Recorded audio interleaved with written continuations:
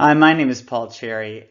I'm a graduate student at Tarleton State University in the Clinical Mental Health Counseling program on the Fort Worth campus.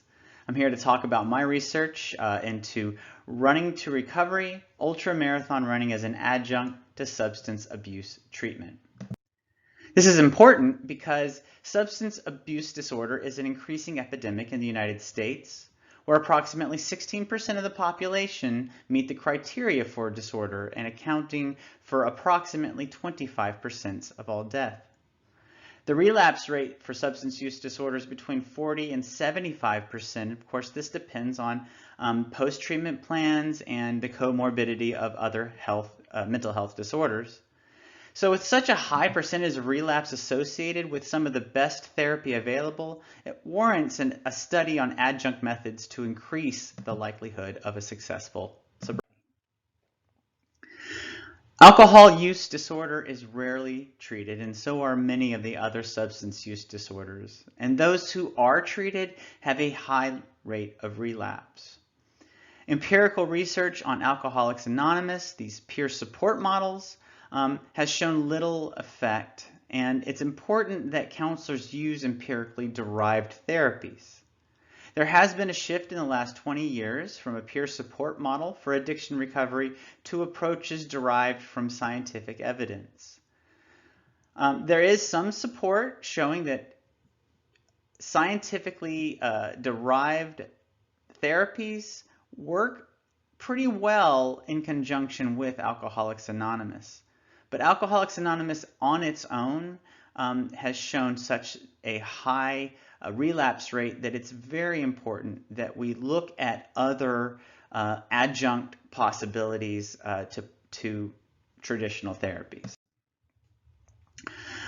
Inpatient hospitalization generally treats the acute problem of alcohol dependence, but will fail to establish a discharge plan, which may lead to an almost 25% return rate of patients within 30 days of treatment. That's a pretty high amount. With a discharge protocol involving medicated assistant treatment, however, the readmission rates drop significantly from 25% down to 17%.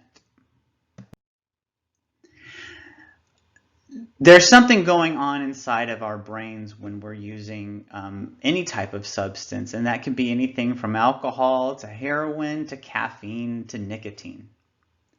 And it's the A process and B process. And the A process and B process can best be described by a simple graph. And this line will represent our homeostasis. The A process is any stimulation that happens in the brain that brings it above our homeostasis condition.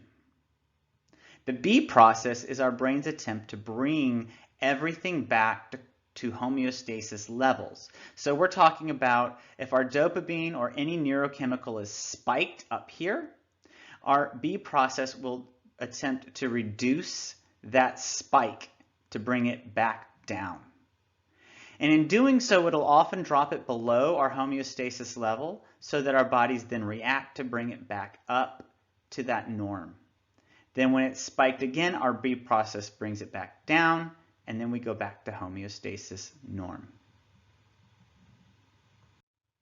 Using that homeostasis line,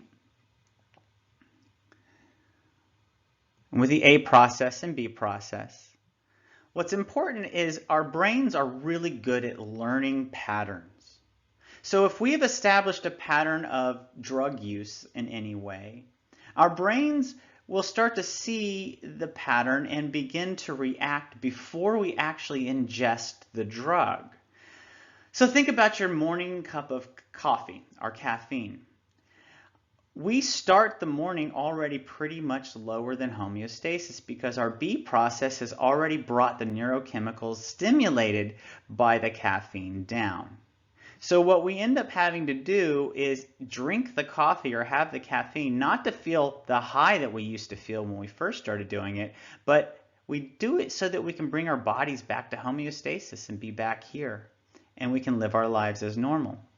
So what ends up happening is the B process begins to sense the pattern is developing that we're about to take the drug. So alcohol, opioids, cocaine, anything. And what the B process does is it starts to reduce the neurochemicals early, before we even start to take the drug, making it physically necessary for us to take the drug just in order to come back to normal.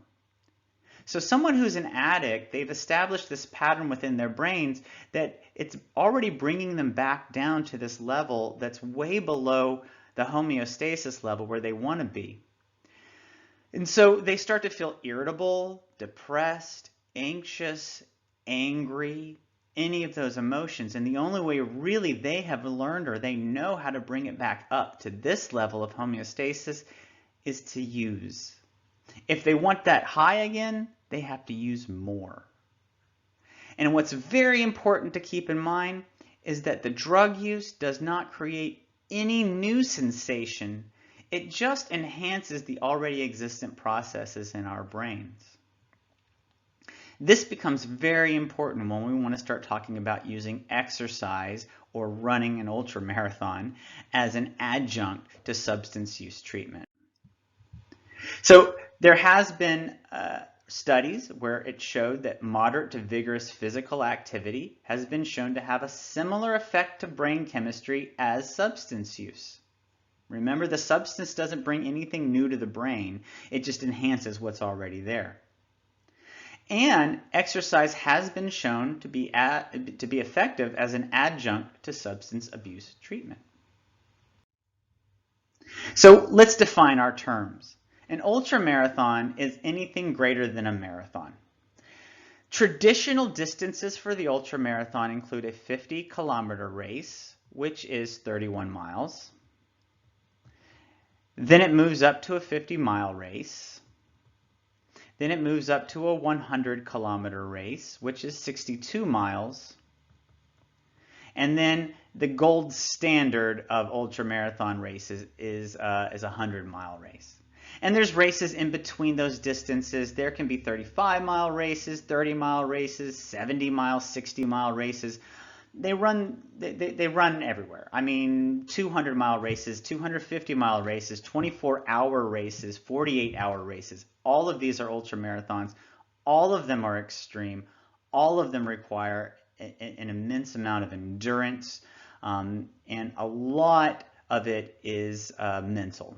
And what I mean is a lot of it is you have to be able to push through fatigue, manage fatigue, and all of that in order to be successful at these races.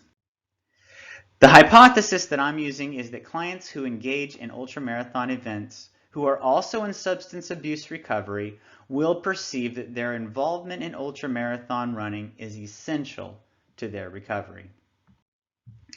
The purpose of this is to recommend a practical guide for counselors and clients and how to start, set goals, and accomplish ultramarathon running and substance abuse recovery. And there is research, of course, to back up that participants who participated in a substance abuse recovery group exercise program, this is a substance abuse exercise program, so this is a program designed to have exercise in addition to abuse recovery. As an adjunct to their substance abuse treatment, positively benefited the participants in the study and increased the likelihood for success. Additionally, researchers have found that alcohol abuse had a strong correlation to physical activity. The strong correlation between alcohol abuse and physical activity suggests a potential benefit of using physical fitness as an adjunct to alcohol abuse treatment. Another study found that moderate to high intensity physical activity, specifically cardiorespiratory exercises, effectively increased the abstinence rates and reduced depression symptoms rates among those previously exhibiting symptoms of substance use disorder. So this is a kind of a really important study to keep in mind. Additionally, there was a study that was done on late adolescent rats where the researchers attached a catheter and taught the rats how to self-administer heroin. Then once they got a baseline, they separated the rats into two separate groups, and they found that they had one group run across a horizontal ladder with nothing on them, and then the other group went up and down a vertical ladder with a weighted vest. And what they found was the group that was doing virtually the same activity they had been doing before, maintaining their status quo, continued to use heroin at the regular normal rate. However, those who were going up and down the vertical ladder, they used heroin at a much less rate than they had before. And so the Smith study here supports the hypothesis that both dopamine receptors play a significant role in substance abuse and in physical exercise. Additionally, the study supports this current study's theory that adding endurance exercise such as ultra-marathon running to a post-hospitalization or current treatment plan will result in reduction in relapse occurrences and to help the client achieve and maintain sobriety. And in this particular study, the researchers examined the genetic link between high alcohol consumption and nicotine response by selectively breeding high alcohol preference in rats. They found the rats selectively bred for high alcohol consumption had greater nicotine-induced locomotor response than rats in the control group. They also found that dopamine release to be higher in those in the experimental group, thus supporting the common genetic basis for neurochemical reinforcement of addictive behaviors. The higher dopamine release found in the experimental group of rats supports the role of dopamine receptors and genetic predisposition of people who suffer from substance use disorder. Given the prevalence of dopamine activity in addiction and exercise, it is prudent to examine the role exercise can have in treatment for various disorders often associated with substance use disorders. And this is more like the comorbid disorders. Another group found that given the option of eating a preferred sucrose food or vigorous exercise, the mice preferred the vigorous exercise. However, given a dopamine antagonist, which blocks dopamine receptors, the preference for vigorous exercise decreased. This reinforces the theory that physical exercise can lessen the symptoms of depression, and physical activity can be used to reinforce treatment for a variety of psychological disorders, including substance abuse. So in essence, when the brain is in neurochemical equilibrium, think A process, B process, there's no need for extraneous stimulation.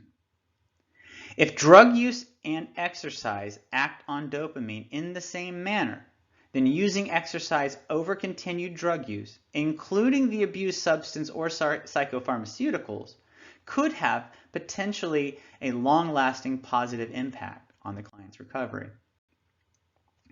There is not a lot of research in existence on ultramarathon running. There's not a lot of quantitative research in the correlation of physical activity and substance abuse recovery. And there is very little, if any, qualitative research, especially on research on ultramarathon running. This is an untapped community that we could get more from. And I came up with a very practical plan. And I separated into 30 days, 60 days, 90 days, 6 months, and 1 year. That was very intentional because that really that connects well with what the Alcoholics Anonymous gives out their chips. So in 30 days you get a chips in AA, 60 days, 90 days, 6 months, and a year. These are all when they get their chips. And I paired it with activities which would make a lot of sense. So in 30 days of sobriety, we work towards a 5K, 3.1 miles. In 60 days, a 10K. In 90 days, a 15K. 6 months, a half marathon. In 1 year, a full marathon. All of this is very doable. All of this is something that clients can do and can learn how to do with a simple plan, which I will put in another video. You'll also note that this all happens within the first year of sobriety. Marathon in 1 year is not impossible. It's very possible. And you'll note that I don't put an ultramarathon in the first year because I think an ultramarathon is something you really build up to and will give them something to focus on. Now in the second year, I make the runs a little bit longer. There's a little bit more freedom in the plan for the second year, but you see the first level of ultramarathon running, 50K, 31 miles, is already involved. So I'll be putting out another video that sort of explains how to get a client this far, what the best training methods might be, some plans for them to start. But until then, I want to thank you very much for watching, and I hope that you have a great day. Thank you.